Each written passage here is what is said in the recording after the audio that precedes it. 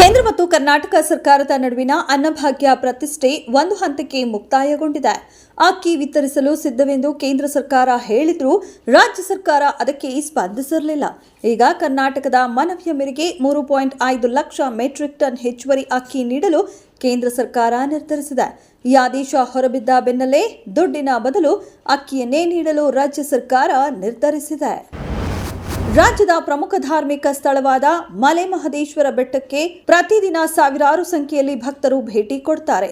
ಭಕ್ತರ ಸಂಖ್ಯೆಗೆ ಅನುಗುಣವಾಗಿ ಸಹಜವಾಗಿ ಕಾಣಿಕೆ ಸಂಗ್ರಹವೂ ಹೆಚ್ಚಾಗುತ್ತದೆ.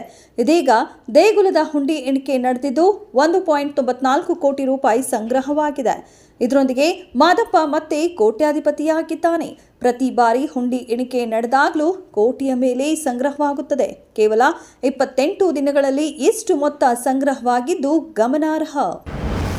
ಮಾರ್ಚ್ 3ರಿಂದ ವಿಧಾನಮಂಡಲ ಜಂಟಿ ಅಧಿವೇಶನ ಆರಂಭಗೊಳ್ಳಲಿದೆ.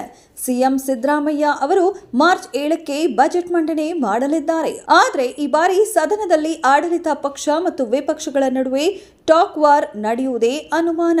ಕಾರಣ, ವಿರೋಧ ಪಕ್ಷ ಬಿಜೆಪಿಯಲ್ಲಿನ ಆಂತರಿಕ ಭಿನ್ನಮತ ಸದನದಲ್ಲೂ ಪ್ರತಿಧ್ವನಿಸುವ ಸಾಧ್ಯತೆ ಇದೆ.